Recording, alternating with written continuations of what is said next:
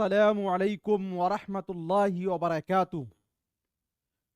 दोस्तों, मैं निशात अहमद आप तमाम साथियों का बहुत बहुत इस्तकबाल करता हूं, खैर मकदम करता हूं। साथियों, चैनल को सब्सक्राइब करके घंटी वाले आइकन को प्रेस कर कर नोटिफिकेशन को ऑल कर लीजिएगा। चलिए ओके, चलिए सभी लोग एक बार वीडियो को लाइक कर देंगे, फोकस करेंगे, है ना। मुअल्लिम में दर्जे झैल में से किस बात का होना जरूरी है? मुअल्लिम किसको बोलते हैं भाई? तो मुअल्लिम बोलते हैं उस्ताद को, यानी उस्ताद के अंदर मंदरजा झैल में से कौन सी बात का होना जरूरी है? मजमून पर उबूर, यानी जो पढ़ा रहा हो उसकी मुकम्मल जानकारी उसके पास हो, बिल्कुल सही है। नफ्सियात की मालूमात, मतलब यह हुआ कि वो बच्चे के मजाज को परखता हो, यह बात भी सही है। नए नए तदरीसी तरीकों से वाकफियत, यानी अभी क्या क्या डेवलप हो रहा है ये चीजें उनके अंदर होनी चाहिए। तो ये तीनों चीजें एक उस्ताद के अंदर होनी चाहिए। इसीलिए साथियों एक का क्या होगा, आपका ऑप्शन नंबर जो है डी वाला आपका राइट हो जाएगा। ठीक है, चलिए अगला क्वेश्चन 2 नंबर में, तलबा को स्कूल में होने वाले बहसो मुबाहसा के मुकाबले में हिस्सा लेना चाहिए, क्यों लेना चाहिए? जिसके समझिएगा, स्कूल के अंदर जो बहसो मुबाहसा होता है, जो तकरार होता है, इसमें बच्चे को हिस्सा लेना चाहिए। क्यों हिस्सा लेना चाहिए? उनमें मंतिकी तौर पर सोचने की सलाहियत पैदा हो, वो अपने वालिदैन और मुअल्लिम को खुश रख सके, यानी अपने गार्जियन को भी और उस्ताद को भी। एक दूसरे को शिकस्त दे सके, यानी एक दूसरे को हराएं, या फिर स्कूल में दिए जाने वाले इनामात हासिल कर सके। देखिए, सबसे पहले जान लीजिए कि मंतिकी का मतलब क्या होता है। मंतिकी का साथियों हिंदी होता है तार्किक। तार्किक का मतलब जानते हैं? लॉजिक। आप किसी बात को पेश करते हैं साथियों, तर्क पर पेश करते हैं, तो वो बात ज्यादा बेहतर होती है। तो इसीलिए बहसो मुबाहसा में जब हिस्सा लेगा बच्चा, तो उसके अंदर साथियों जो तार्किक क्षमता होता है, जो मंतकी सलाहियत होती है साथियों, वो चीज क्या होगी? डेवलप होगी, वो बढ़ेगी। तो इसीलिए इसका ऑप्शन नंबर ए वाला क्या हो जाएगा? आपका राइट हो जाएगा। ठीक है, चलिए अगला क्वेश्चन देखते हैं। तीसरा नंबर क्वेश्चन आपकी स्क्रीन पर है। अपने कमराए जमात के शर्मीले तालिबे इल्म में खुद एतमादी पैदा करने के लिए आप क्या करेंगे? उनको बोलने के लिए मजबूर करेंगे, उनको ऐसे उन्वानात पर बोलने के लिए मौका फराहम करेंगे जो वो जानते हैं, उनके बोलने पर गुस्सा का इजहार करेंगे, उसके लिए कोई खास कोशिश नहीं करेंगे। बात समझिए, यानी आपके क्लास में कुछ बच्चे ऐसे हैं जिसके अंदर साथियों वो शर्मीले हैं। अब उससे कुछ पूछिएगा तो वो बच्चा शर्मा रहा है, बोल नहीं रहा है। तो अब एक बात बताइए, जो शर्मीला है उसको उसी हालत में छोड़ देंगे कि उससे हमको बोलवाना भी है, उससे तो काम करवाना होगा। तो साथियों अगर हम उनको मजबूर नहीं कर सकते, मजबूर करके हम किसी को कोई चीज सिखा नहीं सकते, इसीलिए ऑप्शन नंबर ए जो है वो आपका कट जाएगा। उनको ऐसे उन्वानात पर बोलने के मौका फराहम करेंगे जो वो जानते हैं। यानी बच्चा साथियों जिसमें वो शर्मा रहा है, बच्चा जो चीज जानता है वो उसको चाहे अनचाहे में बोलेगा, उसमें उसकी गलती नहीं होगी, कॉन्फिडेंस लेवल बढ़ेगा। तो हम ऐसा ही टॉपिक देंगे उसको जो वो पहले से वो जानता हो। तो ऑप्शन नंबर बी वाला आपका क्या हो जाएगा? राइट हो जाएगा। ठीक है, चलिए अगला क्वेश्चन 4 नंबर में, एक मुअल्लिम के लिए सबसे अहम चैलेंज क्या है? एक टीचर के लिए, मुअल्लिम माने टीचर, यानी एक टीचर के लिए सबसे अहम चैलेंज क्या है?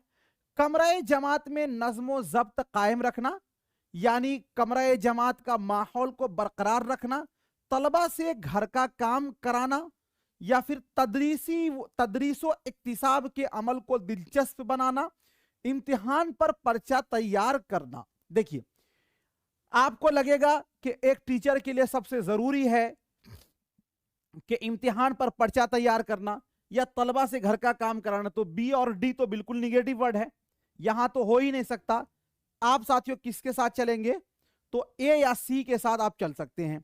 तो इसका जो देखिए, आप अगर आप ये बोलते हैं कि एक मुअल्लिम के लिए सबसे अहम चैलेंज ये है कि क्लास में नज्मो जब्त कायम रखना। नज्मो जब्त का मतलब ये होता है कि रूल और रेगुलेशन को फॉलो करना, सभी को शांति रखना। लेकिन अगर साथियों जो पढ़ने पढ़ाने का माहौल है यानी तदरीस व इक्तिसाब का अमल है, इसको वो अगर वो दिलचस्प बना लेता है, बच्चे को अपने तरफ ध्यान आकर्षित कर लेता है, तो बस नज्मो जब्त ही बरकरार हो जाएगा। तो पता ये चला कि एक मुअल्लिम के लिए सबसे साथियों चैलेंज भरा काम यह है तदरीसो इक्तिसाब के अमल को दिलचस्प बनाना। तो ऑप्शन नंबर सी वाला क्या हो जाएगा, राइट हो जाएगा 4 नंबर क्वेश्चन का। अगला क्वेश्चन 5 नंबर में, कमराए जमात में तदरीस के दौरान आपसे कोई गलती हो जाती है तो दर्जे झैल में से आप क्या करेंगे। यानी पढ़ने के दरमियान या पढ़ाने के दरमियान आपसे कोई गलती हो जाती है तो उस सूरत में आप क्या करेंगे। उस पर तवज्जो नहीं देंगे यानी छोड़ देंगे उसको। अब एक बात बताइए, तवज्जो नहीं दिया जाएगा तो गलती का सुधार होगा, उसका इजाला होगा, नहीं होगा। तो ये तो गलत बात है। अपनी गलती को कबूल करेंगे, उसे भूल जाएंगे, भूलना तो नहीं है भाई, इनमें से कुछ नहीं, बल्कि जो गलती हो चुकी है तो उस गलती को कबूल करना, यह साथियों क्या है, एक पॉजिटिव वर्ड है कि इससे आपकी गलती सुधर जाएगी। तो ऑप्शन नंबर बी वाला क्या हो जाएगा आपका, राइट हो जाएगा 5 नंबर क्वेश्चन का।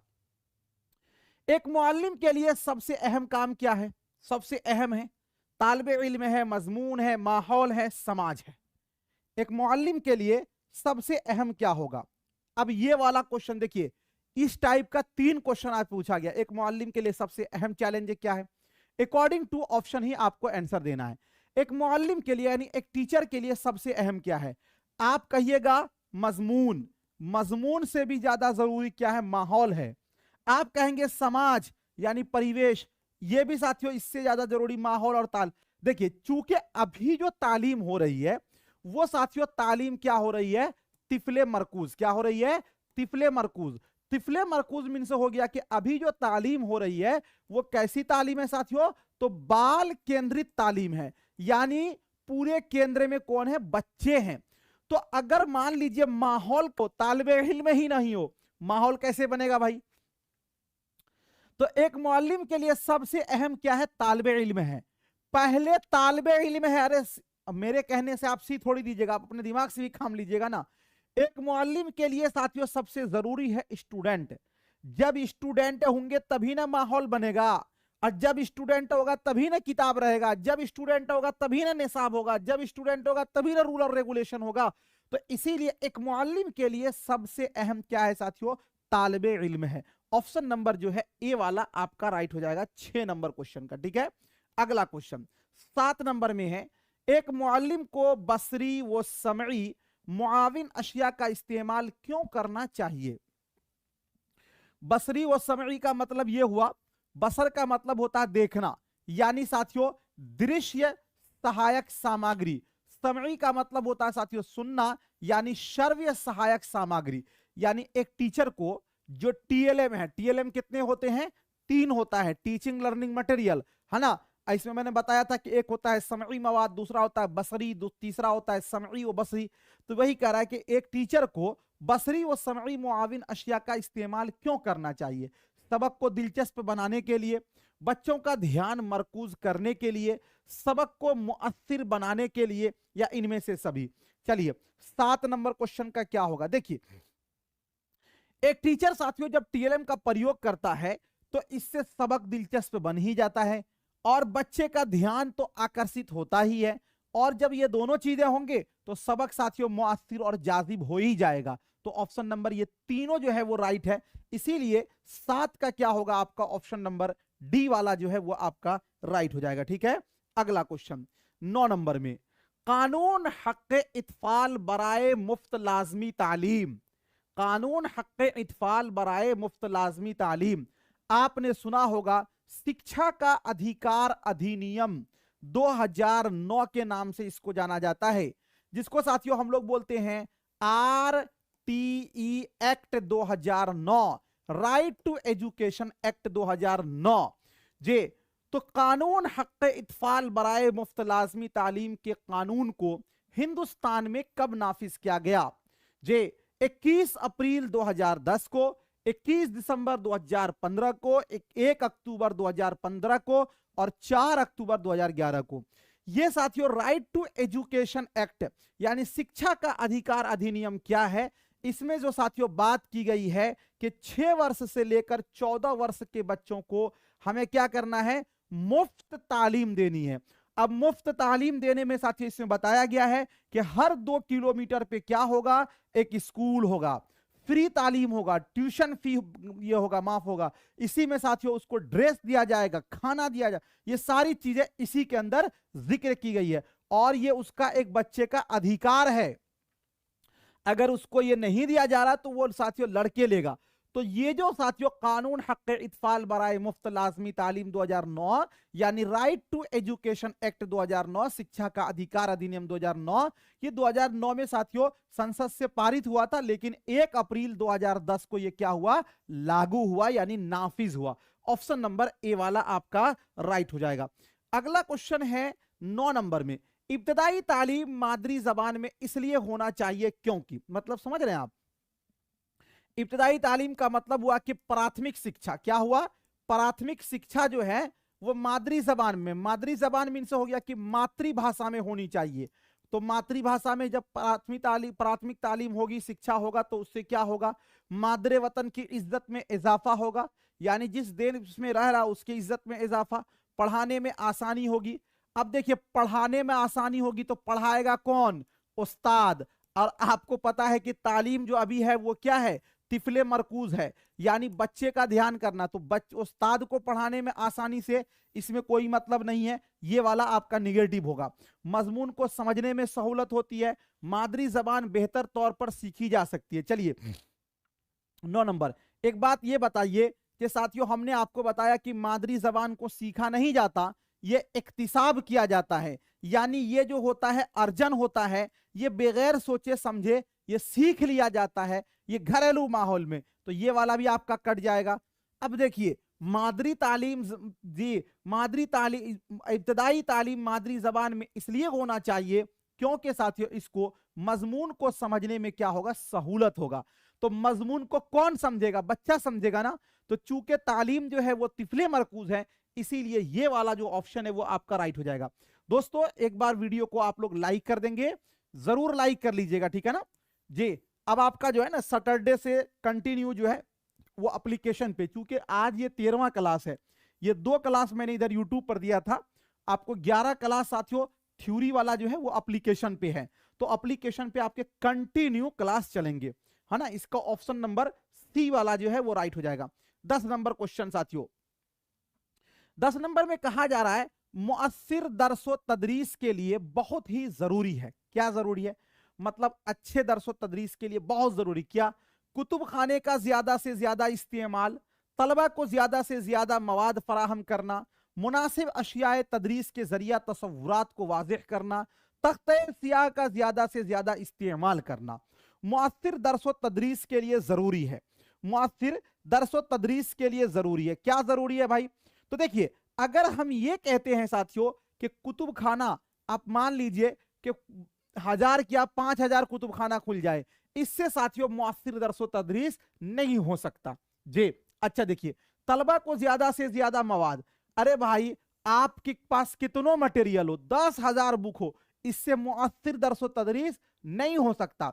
बल्कि साथियों मुअस्सिर दरसो तदरीस मुनासिब अशियाए तदरीस के जरिया तसव्वुरात को वाज़ेह करना। तसव्वुरात को वाज़ेह करने का मतलब यह हुआ कि जो चीज आपको पढ़ाया जा रहा हो उसका मिसाल अच्छे से समझाया जाए, वो चीज अच्छे ढंग से आपको वाज़ेह किया जाए, तब वो तालीम जो है वो मुअस्सिर होगी। तो ऑप्शन नंबर सी वाला आपका पॉजिटिव है, इसीलिए ऑप्शन नंबर सी वाला ही आपका राइट हो जाएगा। प्लीज एक बार आप लोग वीडियो को लाइक कर दीजिएगा। चलिए घर का काम देने से तलबा में क्या होता है, आसानी से कर सकने का ख्याल पैदा करना, मश्क के लिए कोशिश करना, सोचने की सलाहियत को फरोग देना, घर पर पढ़ने का शौक पैदा करना। घर का काम का मतलब क्या हुआ साथियों, आपने देखा होगा ना एचडब्ल्यू यानी होमवर्क क्यों दिया जाता है कि घर से बनाकर लेकर आइए, इससे क्या फायदा होता है। तो देखिए आसानी से तो होगा नहीं, इसलिए कि घर का काम जब वो घर में बनाता है तो वो अकेले बनाता है, इसीलिए ये वाला तो आपका हो जाएगा गलत। मश्क के लिए कोशिश करना, घर पर पढ़ने का शौक पैदा करना। जी नहीं, देखिए शौक तो पैदा होगा, ये बात अच्छी बात है, लेकिन जब आप अकेले में बनाते हैं तो वहां पर आपकी सोचने की सलाहियत को फरोग देना, इसलिए कि अकेले में आप किसी से हेल्प नहीं ले सकते, और वहां पर जो चीजें आपको बताई जाती है उस पर आप दिमाग पर बोझ डालते हैं, यानी सोचने की सलाहियत को फरोग मिलता है साथियों, इसीलिए HW दिया जाता है, यानी घर का काम दिया जाता। तो ऑप्शन नंबर सी वाला आपका राइट हो जाएगा 11 का। 12 नंबर क्वेश्चन, कमरा जमात में दरसो तदरीस का मेयार जाहिर होता है। मेयार का मतलब हुआ मतलब आपका लेवल, कि जिस क्लास में, मान लीजिए कि ये एक कक्षा है साथियों, इस कक्षा के अंदर तालीम कैसी है, इस बात का कैसे पता चलेगा? चलिए, तलबा के सवालात पूछने के मेयार पर, कमरा जमात में खामोशी बरकरार रखने पर, कमरा जमात में तलबा की शिरकत से, मुअल्लिम की पुरजोश तकरीर से। एक बात बताइए, कोई क्लास, चूंकि ऑनलाइन की बात होने रही है, ऑफलाइन की बात हो रही है, कोई क्लास का मेयार कैसे पता चलेगा? एक टीचर खूब अच्छी तकरीर कर रहा, तो भाई क्लास में टीचर के अच्छे तकरीर से मेयार का पता चलेगा? नहीं चलेगा। अरे वो तो टीचर की सलाहियत का पता चल रहा है। क्लास बनता है किससे? क्लास बनता है साथियों किससे? बच्चों से। तो बच्चों से डिस्कशन का ही जो मेयार होगा उसी से पता चलेगा उस क्लास का मेयार।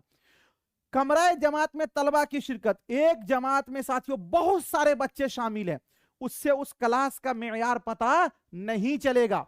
तलबा के सवालात पूछने के मेयार से, देखिए एक क्लास का साथियों मेयार पता चलेगा बच्चे के सवालात पूछने के मेयार से, इसलिए कि साथियों कमरा जमात जो है तो वो तलबा के सामूहिक हिस्से बनता है, और तलबा के सवालात वो जब पूछेंगे अच्छे जब वो बच्चे समझ रहे होंगे, है ना।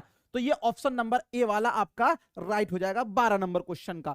अगला क्वेश्चन है 13 नंबर में, तालीम में तरीका तदरीस कैसा होना चाहिए?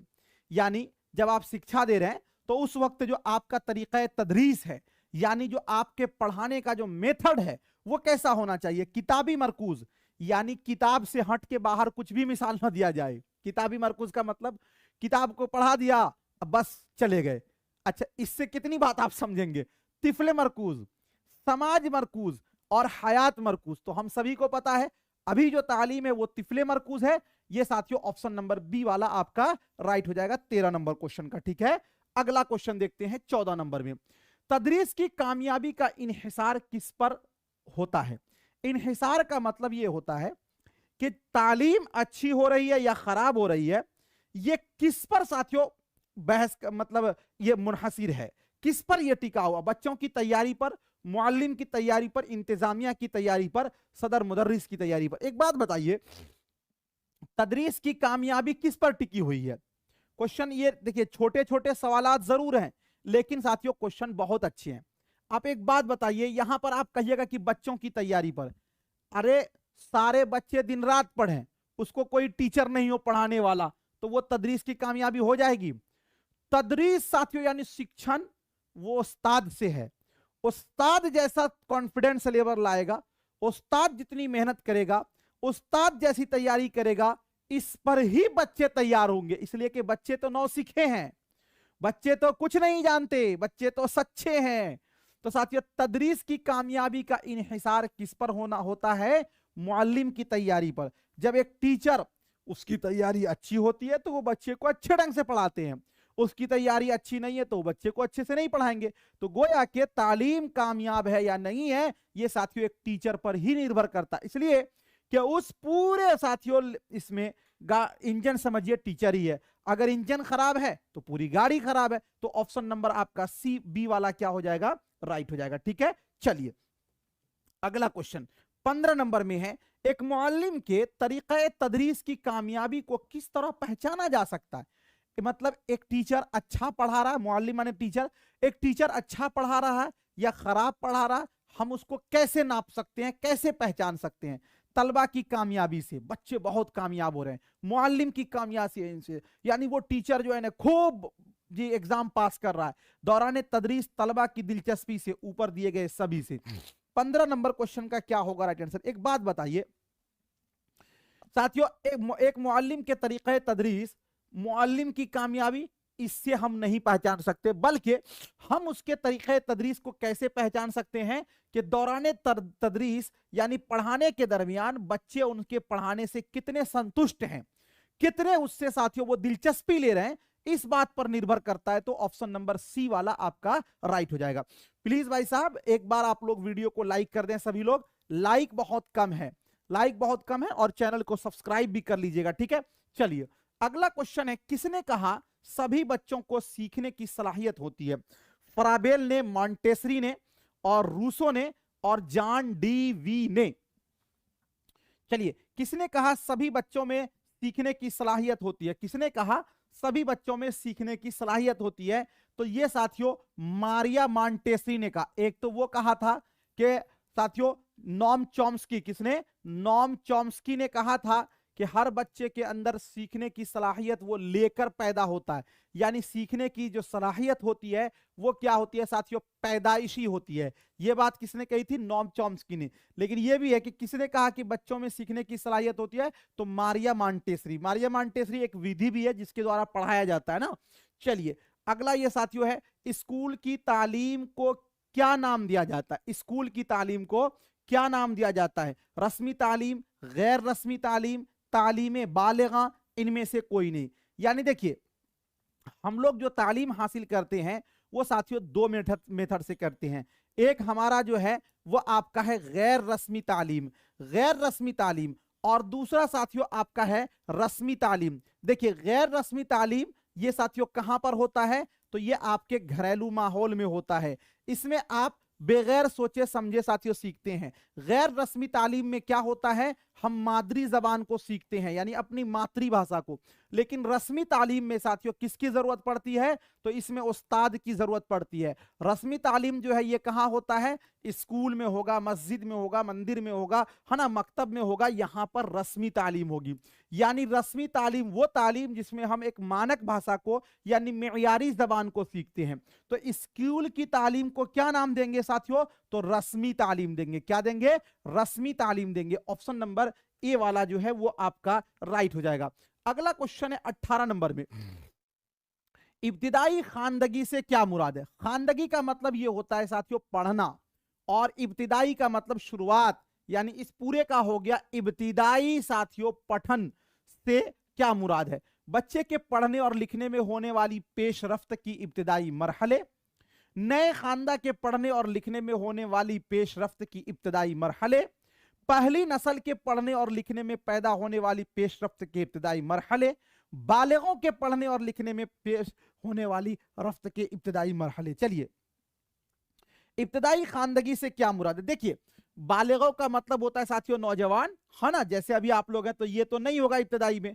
पहली नस्ल, नस्ल नहीं होगा, इसलिए क्या साथियों ये इब्तिदाई है। तो यहां पे देखिएगा अगर हम ये बोलते हैं कि बच्चे के पढ़ने और लिखने में होने वाली पेशरफ्त की इब्तिदाई मरहले, बच्चे बोले, तो चूंकि यहां पर खानदगी है तो बच्चे से बेस्ट ऑप्शन है साथियों नए खानदा। नए खानदा का मतलब यह हुआ कि जो अभी अभी पढ़ना चालू किया, जो अभी अभी पढ़ना शुरू किया, नए खानदा के पढ़ने और लिखने में होने वाली पेशरफ्त की इब्तिदाई मरहले। तो इसीलिए इसका क्या होगा? आपका ऑप्शन नंबर बी वाला राइट हो जाएगा 18 नंबर क्वेश्चन का। चलिए 19 नंबर क्वेश्चन में, बातचीत के दौरान कौन कौन से दो अमल साथ चलते हैं? बात और चीत, दो लफ्ज है ना, बात और चीत के दौरान। सुनना और देखना, पढ़ना और सुनना, सुनना और साथियों बोलना, सुनना और हंसना। देखिए बातचीत को ही साथियों क्या बोला जाता है? वार्तालाप बोला जाता है। क्या बोला जाता है? वार्तालाप बोला जाता है। इसके दरमियान साथियों कौन कौन से दो अमल साथ साथ चलते हैं? मान लीजिए साथियों कोई ए व्यक्ति है, कोई बी व्यक्ति है। जब ए बोलेगा तो साथियों ए बी सुनेगा, और जब बी बोलेगा तो ए सुनेगा। यानी इसके अंदर जब ये बोलेगा तो ये सुनेगा, ये बोलेगा तो ये सुनेगा। यानी इसके अंदर साथियों बातचीत के दरमियान एक सुनने का अमल होता है और दूसरा किसका अमल होता है? बोलने का अमल होता नहीं।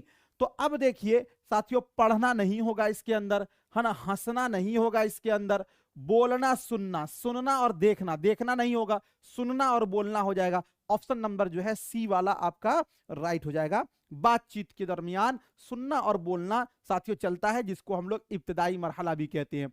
20 नंबर क्वेश्चन है, उस्ताद को चौथी जमात के तलबा को शजरकारी का मौजू पढ़ाना है।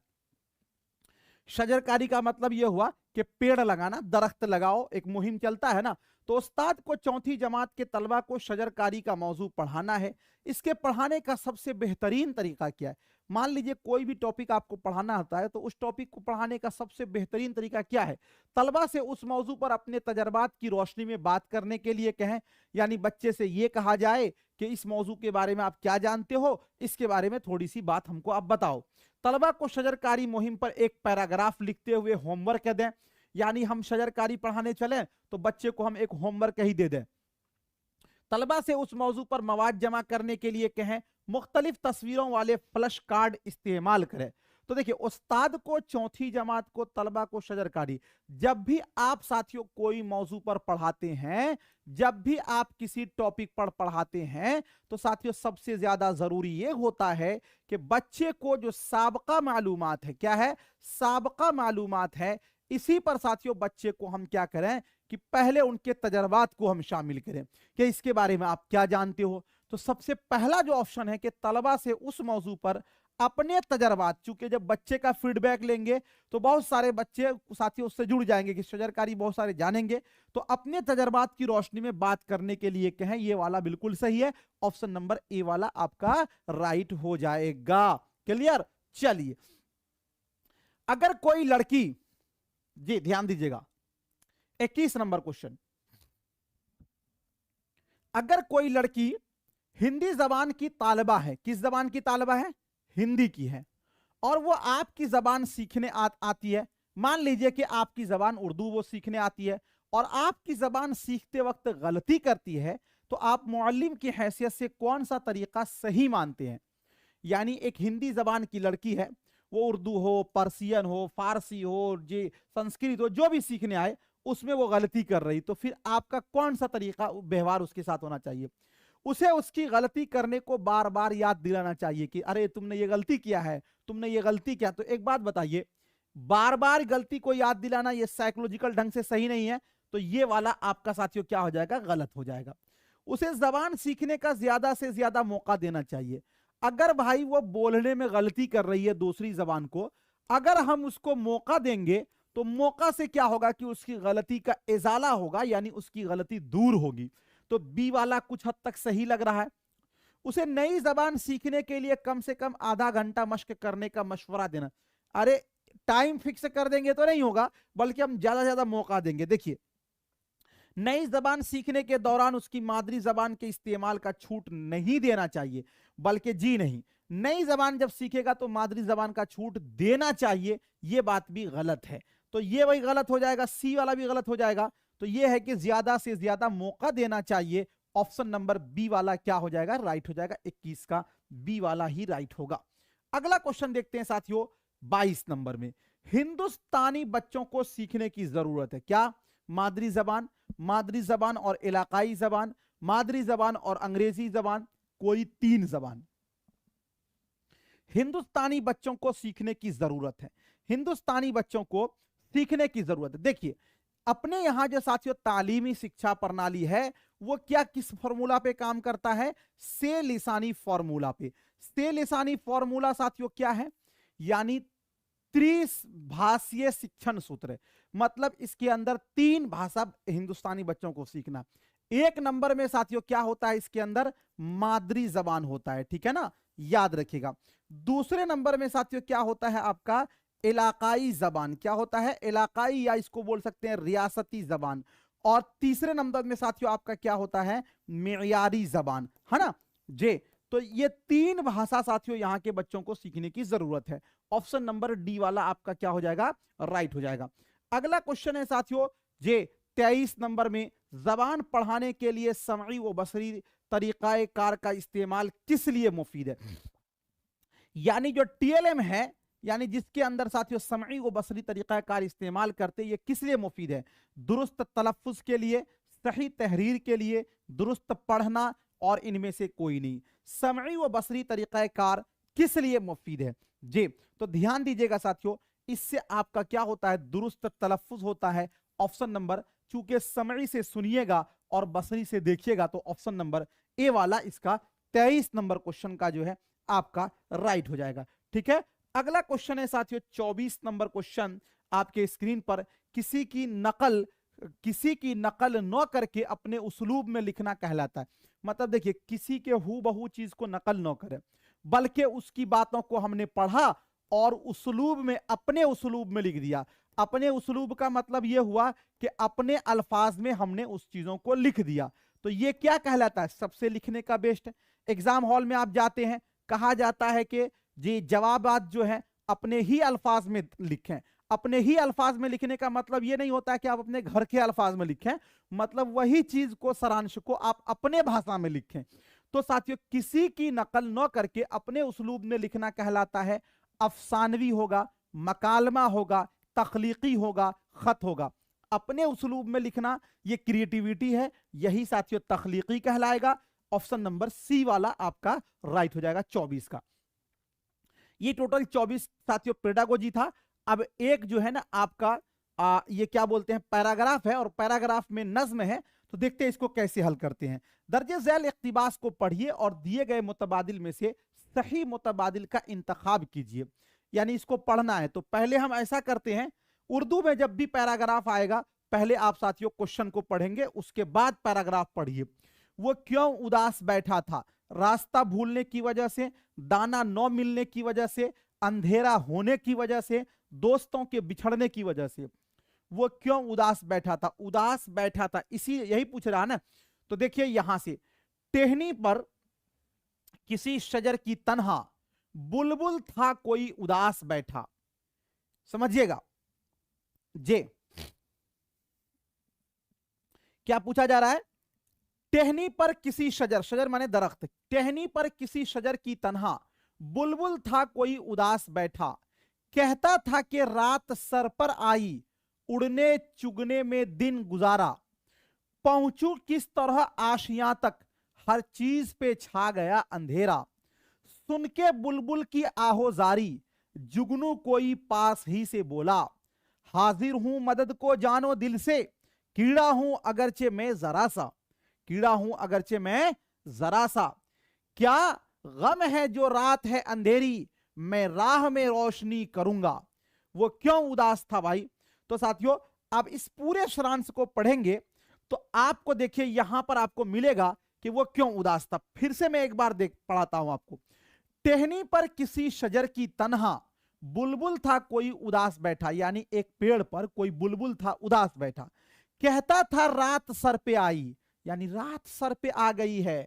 उड़ने चुगने में दिन गुजारा, यानी पूरे दिन तो हम उड़ने चुगने में गुजारे हैं। रात सर पर आ गई है, यानी अंधेरा हो गया। रात सर पर आ गई यानी अंधेरा हो गया। पहुंचू किस तरह आशिया तक, आशिया मतलब घोंसला, यानी मैं अपने आशिया तक कैसे पहुंचू। हर चीज पे छा गया अंधेरा, यानी जब रात आ गई है, अंधेरा हो गया, तो मैं कैसे पहुंचूंगा।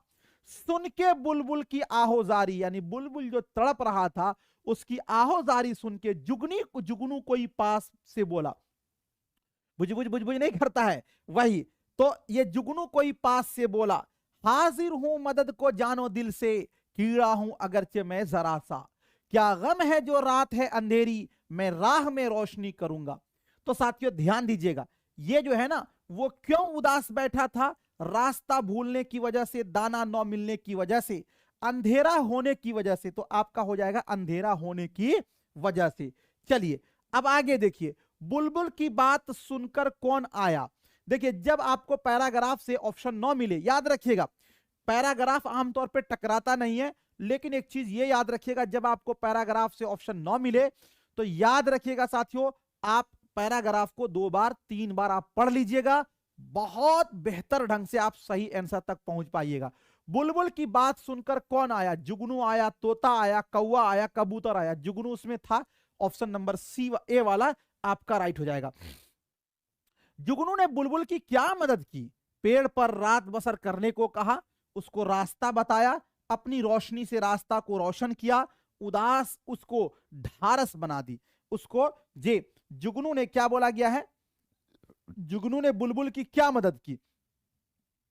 तो अपनी रोशनी से रास्ते को रोशन किया। देखिएगा यहां पर, तो तो इसने क्या मदद की, तो आपको पैराग्राफ में मिलेगा, टहनी पे किसी शजर की तन्हा बुलबुल था कोई उदास बैठा, कहता था कि रात सर पे आई उड़ने चुगने में दिन गुजारा, पहुंचू किस तरह आशियां तक हर चीज पर छा गया अंधेरा, सुन के बुलबुल की आहोजारी जुगनू कोई पासी से बोला, हाजिर हूं मदद को जानो दिल से, कीड़ा हूं अगरचे मैं जरा सा। है ना, क्या गम है जो रात है अंधेरी, मैं राह में रोशनी करूंगा। तो जुगनू ने क्या किया, रास्ते में रोशनी कर दिया, रास्ते में क्या कर दिया, रोशनी कर दिया। तो जुगनू ने साथियों क्या मदद की, रास्ते को रोशन किया। तो जुगनू ने बुलबुल की क्या मदद की, पेड़ पर रात बसर करने को कहा, जी नहीं। उसको रास्ता बताया, जी नहीं। अपनी रोशनी से रास्ते को रोशन किया, बिल्कुल सही है। ऑप्शन नंबर सी वाला जो है ये आपका राइट हो जाएगा। ठीक है, अगला क्वेश्चन जो है साथियों आपके स्क्रीन पर, अंधेरे का मुतजाद क्या होगा, उजाला होगा, रोशनी होगा, सफेदी होगा, स्याही होगा। अंधेरे का मुतजाद, तो अंधेरे का मुतजाद होता है साथियों उजाला। ऑप्शन नंबर जो है ए वाला आपका राइट हो जाएगा। अगला क्वेश्चन है, कीड़ा हूं मैं अगरचे जरा सा, ये किसने कहा, तो जाहिर सी बात है ये जुगनू ने कहा था। ऑप्शन नंबर बी वाला आपका राइट हो जाएगा। अगला क्वेश्चन है साथियों, बुलबुल कहां बैठा था, दरख्त के ऊपर, दरख्त की शाख पर, दरख्त के नीचे, दरख्त की टहनी पर। तो देखिए बुलबुल कहां बैठा था, देखिए इसी पर आपको मिल जाएगा, ये जो अभी आपने नज्म पढ़ी है। तो यहां पे देखिए, टहनी पे किसी शजर की तन्हा बुलबुल था कोई उदास बैठा। बुलबुल कहां बैठा था, टहनी पे, यानी किसी दरख्त के टहनी पे। शजर माने दरख्त, है ना। तो अब इसका राइट जो आंसर होगा साथियों वो क्या है कि बुलबुल कहां बैठा था, तो दरख्त के ऊपर, दरख्त के शाख पर, और दरख्त के नीचे, दरख्त की टहनी पर। देखिए शाख और टहनी एक ही चीज है, लेकिन चूंकि साथियों पैराग्राफ में टहनी आया है तो इसीलिए आपका हो जाएगा ऑप्शन नंबर डी वाला जो है कि जुस्तजू है तो कर जोहद मुसलसल, मंजिल की जुस्तजू है तो कर जोहद मुसलसल, यूं मुफ्त में चांद सितारे नहीं मिलते। थैंक यू सो मच, बहुत बहुत शुक्रिया, खुदा हाफिज।